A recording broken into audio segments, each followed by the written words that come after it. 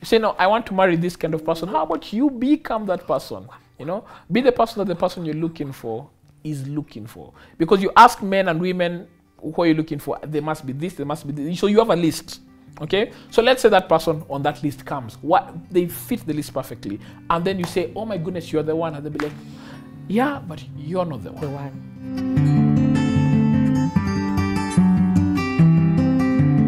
Wow, welcome to Just Angie. It's Lifestyle Thursday. My name is Angie Murenga. I'm joined by Ernest Wamboye. They run the Relationship Center with his wife Waturi, and we're on Baesics, setting the right foundation to marry well. And I love it.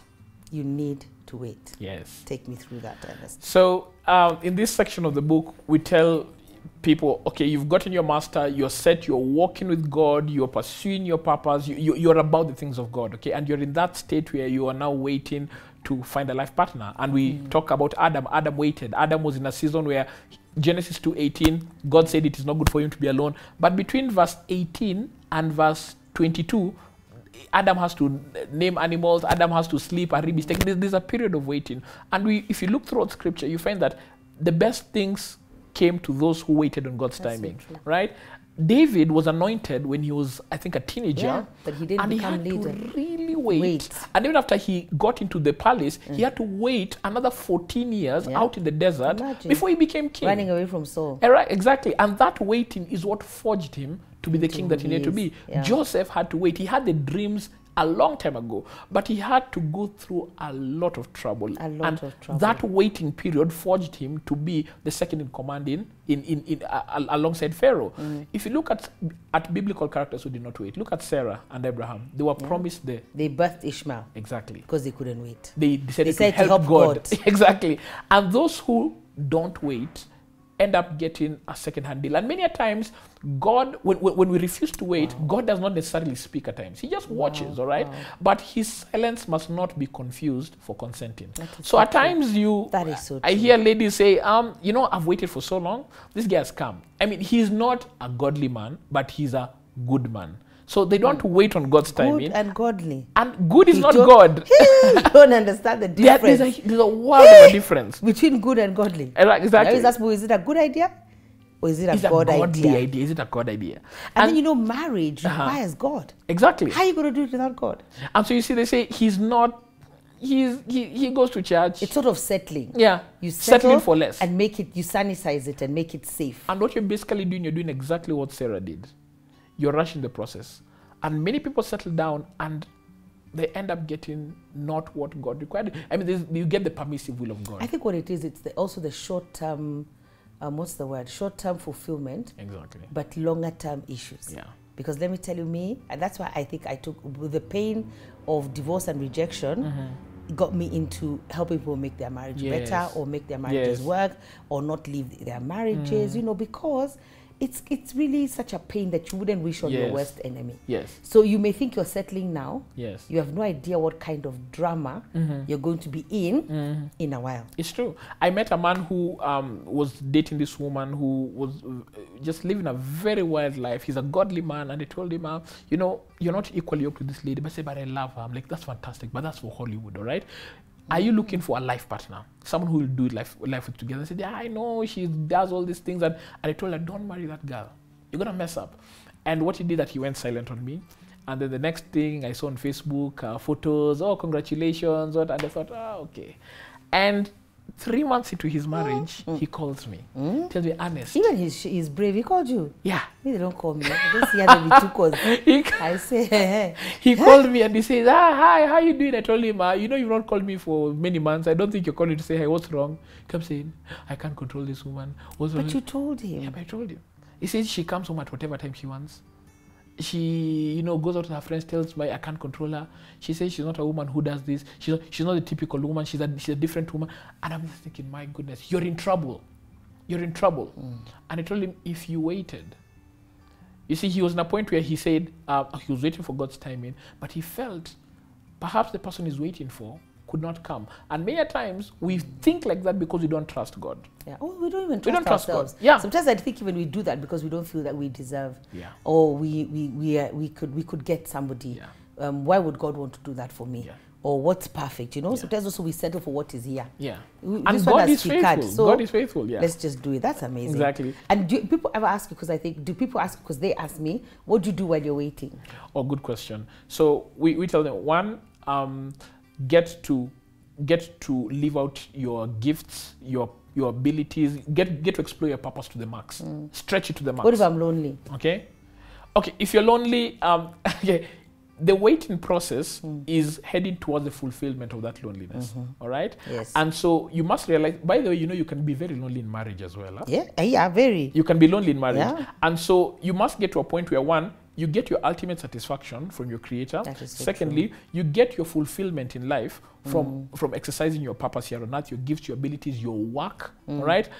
And thirdly, you live in anticipation of God's word being fulfilled. That is so true. That you actually are hopeful, that you don't give up. You don't look at others. You know, at times you can be on a matatu and other buses are coming, but yours has not yet arrived. You don't look at others and feel like God has forgotten you. You must wait hopefully, all right? I saw a meme that said, if God keeps you waiting, do what waiters do, serve.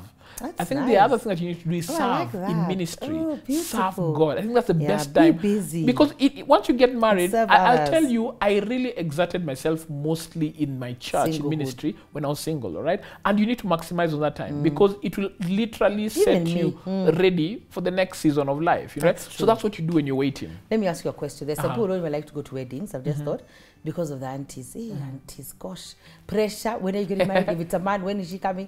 If it's a woman, what is wrong with you? Then also, another shocker is even the Christian aunties start saying, it's okay now, it's never that serious, just have a child. Yeah. You know, they have all sorts of things to do in your waiting. How do they overcome that? All right. So one, don't pull a Sarah.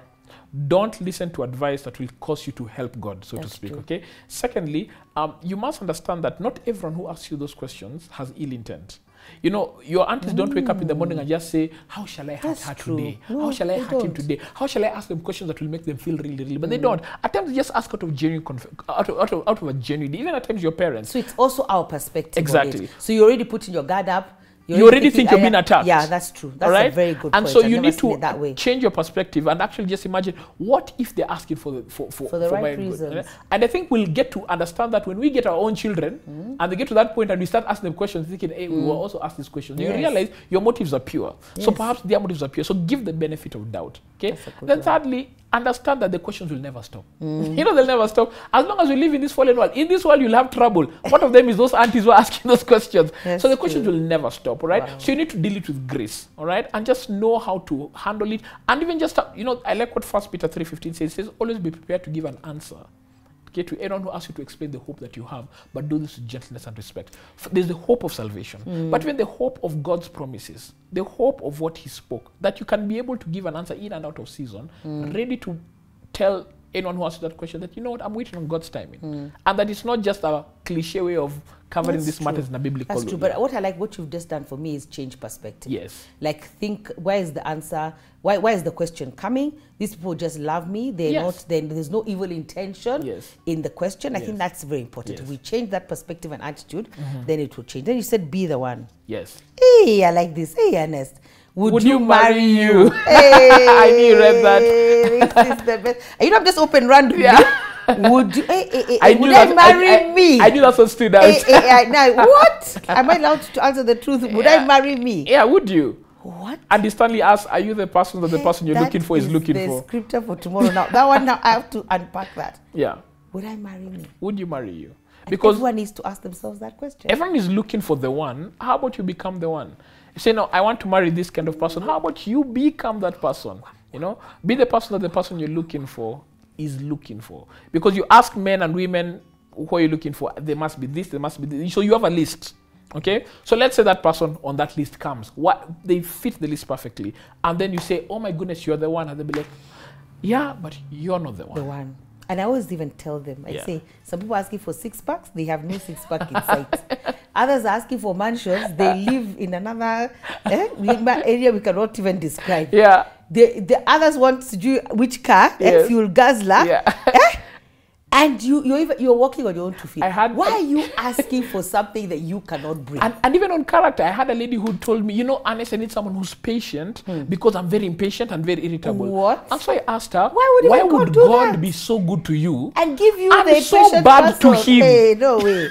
There's no way. But a lot of people are bringing, because I keep hearing that statement. You know, Yes. it's sometimes they're just statements that go through my spirit in a season. But I think for me, the biggest question in this season is, what are you bringing to the table? Yes. Don't just ask for a seat at the table. When I give you that seat at the table, Yes. what are you bringing? And you know, so what are you bringing to this relationship? And that's the difference between Christian relationships and worldly relationships. Wow. Worldly relationships, Dr. Timothy Keller in his book, The Meaning of Marriage, calls them consumer relationships. A consumer relationship is one where you get in to seek the most you can get, so using the least time possible, using the least effort possible. I'm trying to Wow. get the most out of That you is so while true. exerting the least effort possible, It's so true. and while using the least. I'm trying to just mine out of you. But a covenant relationship is one where you go and you ask yourself, what can I offer you? You give. Wow. And because of that, you never burn out. Because of that, you never ever get married and think, nitaboeka kwa hii marriage. But if you're in a consumer Because even your relationship, expectations. even the idea of getting married is strange and scary to you, because you're thinking, I will run out of ideas, because you're keen on mining instead of keen on giving. And then you know, so consumer, the product changes all the time.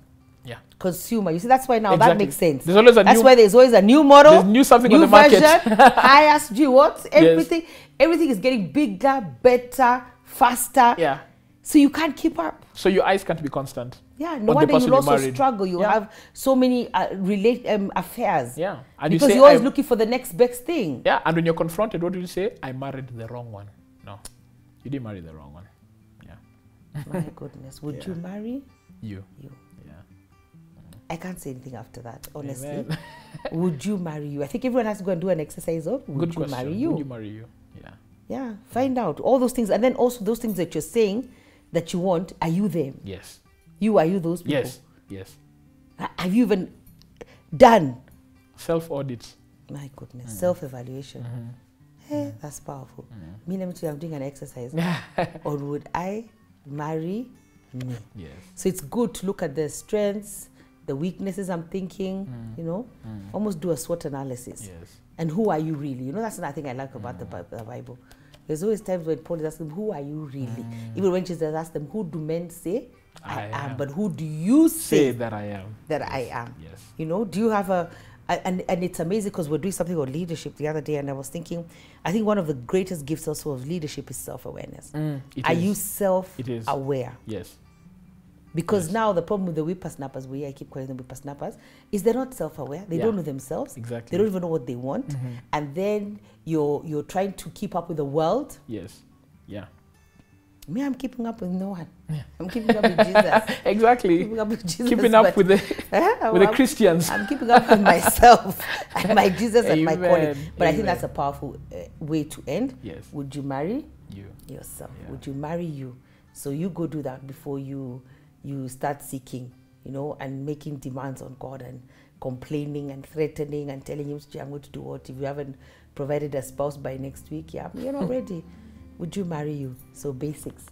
Go out. Where can they get the book? Because the next one I want to do, the next video I want to do is on another conversation on what I think should be your next book. Yes. But where can they get Baesics? So if they go to Loiter Street and go to the Barclays Plaza, there's a book there, African Book Hub. Okay. AfricanBookHub.co.ke with Rosemary. Yes. They can get a copy from there, or they can even order it from my website, penstrokes.co.ke. Just click on the book. There's an image there, and then there's a process that you'll go through online, and our courier will deliver it to you. Okay. Yeah.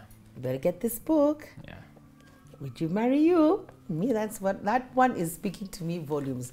We're on Thursday Lifestyles on Just Angie. See you next week. God bless.